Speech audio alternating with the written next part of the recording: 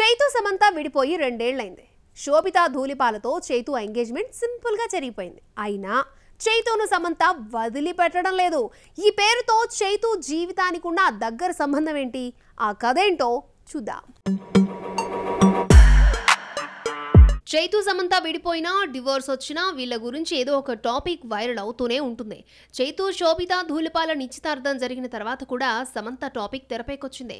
అయితే సమంత అంటే పెళ్లి చేసుకుని విడిపోయిన శామ్ మాత్రం కాదు, శోభిత చెల్లి పేరు కూడా సమంతే కావడంతో ఈ పేరు చైతును వదిలిపెట్టడం లేదంటూ కామెంట్ చేస్తున్నారు నెటిజన్లు. చైతు శోభిత పెళ్లి ఇప్పట్లో ఉండదని తెలిసిందే. ఎంగేజ్మెంట్ చేసుకోవాలని అప్పటికప్పుడు అనుకుంటే జరిపించామని, ఈ ఇద్దరి కమిట్మెంట్స్ పూర్తయిన తర్వాతే పెళ్లి చేసుకుంటారని నాకు చెప్పారు. సమంత చైతు వైవాహిక జీవితంలోకి శోభిత రావడంతో విడాకులు తీసుకున్నారని, కాదు విడిపోయాకే శోభిత పరిచయం అయింది అన్న కథనాలు సోషల్ మీడియాలో జోరందుకున్నాయి. పెళ్లి తర్వాత శోభిత నటిస్తుందా లేదా అని చాలా మంది చర్చించుకుంటున్నారు. సమంత నటించినట్టే శోభిత యాక్ట్ చేసే అవకాశం ఉంది. ఇప్పటికీ హీరోయిన్స్ పెళ్లి తర్వాత కూడా నటించి పిల్లల కోసం మాత్రమే గ్యాప్ తీసుకుని మళ్ళీ 2 ఏళ్ల తర్వాత సెట్స్ పైకి వచ్చేస్తున్నారు. మరి వీళ్ళ దారిలో శోభిత వెళ్తుందో లేదో అనేది చూడాలి. బాహుబలి, RRR, బజరంగి భాయిజన్ వంటి టాప్ హిట్స్ రాసిన కథకుడు విజేంద్ర ప్రసాద్ మాటను పూరి పెడచెవిన పెట్టాడు. ఈ టాప్ రైటర్ కు పూరి అంటే చాలా ఇష్టం, ఇన్స్పిరేషన్. ఆ చనువుతో ఇచ్చిన సలహాను పూరి ఎందుకు పాటించలేదు? What's the story?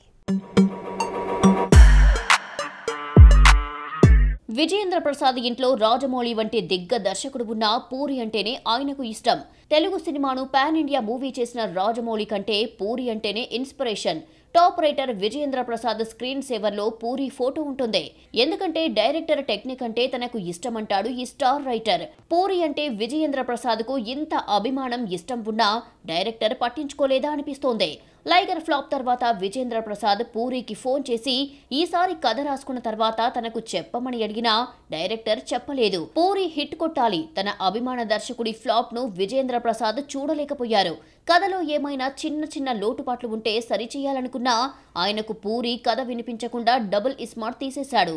అయితే ఒళ్ళు దగ్గర పెట్టుకుని సినిమా తీశారని, హిట్ కొట్టిన తర్వాత విజేంద్ర ప్రసాద్ ను కలుస్తానని double iSmart pre release event లో చెప్పాడు పూరి జగన్నాథ్. పూరి ఒళ్ళు దగ్గర పెట్టుకుని తీసిన సినిమా డబుల్ ఇస్మార్ట్ 15న రిలీజ్ అవుతోంది.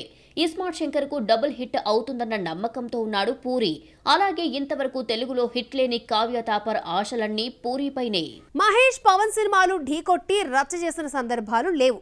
అయితే ఈ ఇద్దరి మధ్య బాక్స్ ఆఫీస్ ఫైట్ మాత్రం నడుస్తోంది. అదేంటో గానీ రీ రిలీజ్ వార్లో నువ్వా నేనా అంటూ పోటీ పడి మరి రికార్డులు క్రియేట్ చేస్తున్నాడు. రీసెంట్ గా రిలీజ్ అయిన మురారి టాప్ ప్లేస్ లో ఎలా నిలిచిందో చూద్దాం. ప్రభాస్, బన్నీ, ఎన్టీఆర్, రామ్ చరణ్ వంటి పాన్ ఇండియా హీరోలు ఉన్న రీ రిలీజ్ విషయంలో హవా అంతా లోకల్ హీరోలు మహేష్, పవన్లదే. ఎన్టీఆర్ సింహాద్రి, ఆదితో వచ్చిన, ప్రభాస్ బిల్లాతో అడుగుపెట్టినా, రామ్ చరణ్ ఆరెంజ్తో పలకరించినా ఇవేవి పవన్, మహేష్ల సినిమాల రీ రిలీజ్ వసూళ్లను టచ్ చేయలేకపోయాయి. పవన్, మహేష్ మాత్రం నువ్వా నేనా అంటూ పోటీ పడుతున్నారు. ఒకరి రికార్డులను మరొకరు మించిపోతున్నారు. రీ రిలీజెస్ లో పోకిరి రికార్డు సెట్ చేస్తే ఖుషి బ్రేక్ చేసింది. ఖుషిని మహేష్ ఒక్కడు అధిగమిస్తే గబ్బర్ సింగ్ ఫస్ట్ డే వసూళ్లతో రికార్డుని క్రియేట్ చేసింది. రీ రిలీజెస్ పోటీలో మహేష్ మురారితో టాప్ ప్లేస్ కొట్టేశాడు. ఫస్ట్ డే 4 కోట్లకు పైగా గ్రాస్ ను కలెక్ట్ చేస్తే 3 రోజుల్లో వరల్డ్ వైడ్ గా 8,31 లక్షలు రాబట్టింది. ఖుషి మూవీ 7.46 కోట్ల రూపాయలు వసూలు చేయగా ఆ రికార్డును మురారి బ్రేక్ చేసి టాప్ ప్లేస్ కు చేరింది. ఎంతమంది ఎన్ని రీ రిలీజెస్ తో వచ్చినా పోటీ మాత్రం పవన్, మహేష్ల మధ్యనే. మహేష్ బర్త్డే సందర్భంగా 2001 ఫిబ్రవరి 17న విడుదలైన మురారిని రీసెంట్ గా రిలీజ్ చేస్తే టాలీవుడ్ చరిత్రలో ఆల్ టైమ్ అత్యధిక వసూళ్లు సాధించిన రీ రిలీజ్ మూవీగా రికార్డు సృష్టించింది. చిరంజీవి బర్త్డే సందర్భంగా ఈ నెల 22న ఇంద్రాను, 29న శివాను రీ రిలీజ్ చేసే ఆలోచనలో ఉన్నారు. మరి ఈ సీనియర్స్ లో ఎవరైనా స్టార్స్ రికార్డులను బ్రేక్ చేస్తారేమో చూడాలి. మరి విజువల్ వండర్, గ్రాండియర్, భారీ బడ్జెట్ ఇలాంటి మాటలకు న్యాయం చేస్తూ అక్టోబర్ 10న థియేటర్లోకి ఓ సినిమా వస్తోంది. 300 కోట్లకు పైగా బడ్జెట్తో తమిళ చూపు తిప్పుకున్న ఆ సినిమా ఏంటి? ట్రైలర్తో ఇంప్రెస్ చేసిన ఆ హిస్టారికల్ థ్రిల్లర్ ఏంటో చూద్దాం. అందరూ పాన్ ఇండియాలో అడుగు పెడుతుంటే సూర్య ఇంకో అడుగు ముందుకేసి 38 భాషల్లో పాన్ వరల్డ్ లోకి ఎంట్రీ ఇస్తున్నాడు. రాజమౌళి సినిమాల బడ్జెట్ పెరిగిపోవడంతో పార్ట్ 2 కూడా అనౌన్స్ చేశారు మేకర్స్. రీసెంట్ గా రిలీజ్ చేసిన ట్రైలర్ చూస్తుంటే బడ్జెట్ 300 కోట్లకు పూర్తి న్యాయం చేశాడు దర్శకుడు శివ. 100 కోట్లు కలెక్ట్ చేయడం గగనమైపోయిన సూర్య ఈసారి 300 కోట్ల బడ్జెట్ తో రిస్క్ చేస్తున్నాడు. స్టూడియో గ్రీన్ యూవీ క్రియేషన్స్ కలిసి కంగువా నిర్మిస్తున్నారు. సినిమాను దసరా సందర్భంగా అక్టోబర్ 10న రిలీజ్ చేస్తున్నారు.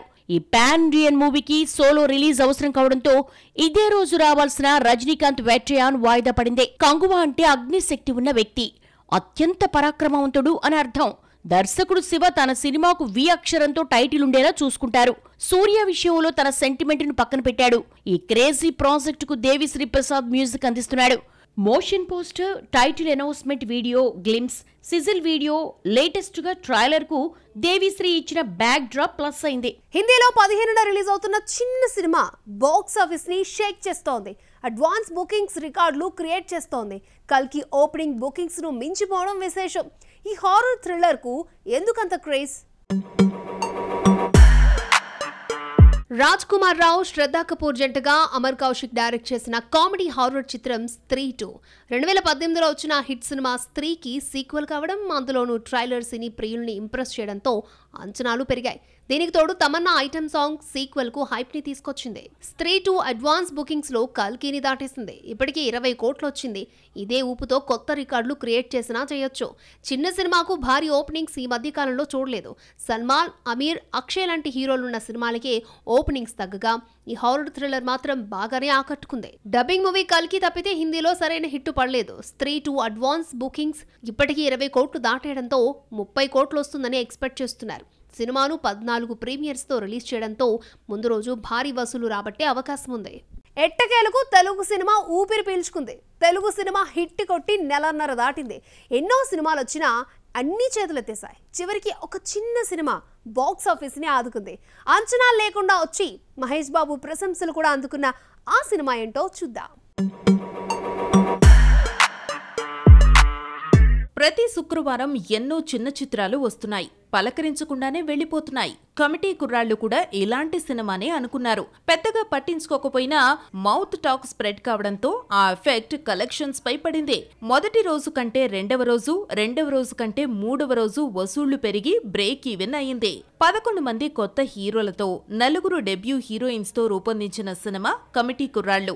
దర్శకుడు యదువంశీ ఎన్నో రిజెక్షన్స్ ఫేస్ చేయగా చివరికి నిహారిక కొణిదెల నిర్మాతగా ముందుకు రావడంతో డైరెక్టర్ డ్రీమ్ ప్రాజెక్ట్ తెరపైకి వచ్చింది. సినిమా థియేటరికల్ రైట్స్ ను 3.5 కోట్లకు అమ్మితే బ్రేక్ ఈవెన్ అయింది. కమిటీ కుర్రాళ్లపై మహేష్ బాబు ప్రశంసలు కురిపించాడు. కమిటీ కుర్రాళ్లు బాగుందని అందరూ అంటున్నారని త్వరలో చూస్తానన్నారు మహేష్. నిర్మాతతో పాటు చిత్ర యూనిట్ ను సోషల్ మీడియా వేదికగా అభినందించారు. పవన్ బిజీగా ఉన్నా టైం తీసుకుని సినిమా చూపిస్తానని సక్సెస్ మీట్ లో నిహారిక పేర్కొంది. జూన్ 27న వచ్చిన కల్కి 1100 కోట్లు కలెక్ట్ చేసి బ్లాక్ బస్టర్ గా నిలిచింది. ఆ తర్వాత స్ట్రైట్ మూవీ ఒక్కటి సక్సెస్ కాలేదు. మధ్యలో వచ్చిన రాయన్ బ్రేక్ ఈవెన్ అయినా అది కాస్త డబ్బింగ్ ఖాతాలోకి వెళ్లిపోయింది. కమిటీ కుర్రాళ్లుతో ఫామ్ లోకి వచ్చిన టాలీవుడ్ 15న రిలీజ్ అవుతున్న crazy projects mister Bachchan, double smart, ఆయతో బౌన్స్ బ్యాక్ అవుతుందేమో చూడాలి. మరి ఐశ్వర్య, అభిషేక్ విడాకుల గురించి వస్తున్న వార్తల్లో నిజమెంత? 16 ఏళ్ల వివాహ బంధం తెగిపోతోందా? చాలా కాలంగా వస్తున్న ఈ డిఫరెన్సెస్ పై అభిషేక్ ఇండైరెక్ట్ గా స్పందించి లేదని చెప్పినా ఎందుకు ఈ పుకార్లు ఆగడం లేదు. అందుకే ఈసారి అభిషేక్ డైరెక్ట్ గా స్పందించాల్సి వచ్చిందా? ఇంతకీ అభిషేక్ ఏమన్నాడు? స్టార్ జంట అభిషేక్ బచ్చన్, ఐశ్వర్య రాయ్ విడాకులు తీసుకుంటున్న వార్త చాలా రోజులుగా సోషల్ మీడియాలో వినిపిస్తూనే ఉంది. పైగా ఈ రూమర్స్ కి బలం చేకూర్చేలా అనంత్ అంబానీ పెళ్లిలో అభిషేక్ బచ్చన్, ఐశ్వర్య రాయ్ విడివిడిగా ఫోటోలకు ఫోజులిచ్చారు.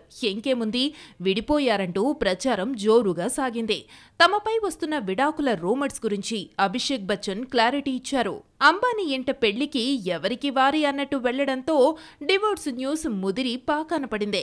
దీంతో అభిషేక్ ఓ కార్యక్రమంలో స్పందించాల్సి వచ్చింది. ఇందులో చెప్పడానికి ఏమీ లేదని, అందరూ ఇప్పటికే ఈ విషయం నిజమేనన్నట్టు బయటపెట్టారన్నాడు. మీకు ఇంట్రెస్టింగ్ స్టోరీస్ కావాలి, ఏం పర్వాలేదు, మేం సెలబ్రిటీలం కాబట్టి ఇలాంటివి తీసుకుంటామంటూ చేతి ఉంగరాన్ని చూపించాడు అభిషేక్. ఐశ్వర్యరాయ్ ఇంకా తనతోనే ఉందని క్లారిటీ ఇచ్చే ప్రయత్నం చేశాడు. ఫ్రీక్వెంట్ గా అభిషేక్ డివోర్స్ పై వస్తున్న కథనాలు ఫ్యాన్స్ ను బాధ పెడుతున్నాయి. ఆ మధ్య ఐష్ తన బర్త్డేను కూతురు ఆరాధ్య తల్లితో సెలబ్రేట్ చేసుకుంది. అత్తమామ విషెస్ చెప్పలేదు. భర్తేమో సింపుల్ గా హ్యాపీ బర్త్డే అంటూ ముగించాడు. దీనికి తోడు ఐష్ ప్రేమతో ఇచ్చిన ఉంగరాన్ని అభిషేక్ తీసేశాడన్న వార్త ఆజ్యం పోసింది. విడిపోయారంటూ వార్తలు రావడం, కలిసే ఉన్నామని చెప్పడం ఈ జంట వంతైంది. ఆ మధ్య వచ్చిన గాసిప్స్ కు ఐశ్వర్య చెక్ పెట్టింది. అభిషేక్ బర్త్డే సందర్భంగా ఐశ్వర్య పెట్టిన స్పెషల్ పోస్ట్ తో డివోర్స్ రూమరేనని తేలిపోయింది. మీరు ఎల్లప్పుడూ సంతోషంగా ప్రశాంతంగా జీవించాలని, దేవుడి ఆశీస్సులతో మరింతగా ఎదగాలంటూ శుభాకాంక్షలు తెలియజేసింది. దీనికి తోడు ముగ్గురు రెడ్ కలర్ డ్రెస్ లో ఉన్న ఫోటోను షేర్ చేసింది ఐశ్వర్య. ఈ ఒక్క ఫోటోతో కొంతకాలంగా వస్తున్న డివోర్స్ రూమర్స్ కు ఫుల్ స్టాప్ పెట్టింది ఐశ్వర్య. ఈసారి అభిషేక్ ఇచ్చిన క్లారిటీతో అయినా డివోర్స్ రూమర్స్ కి ఫుల్ స్టాప్ పడుతుందో లేదో చూడాలి మరి.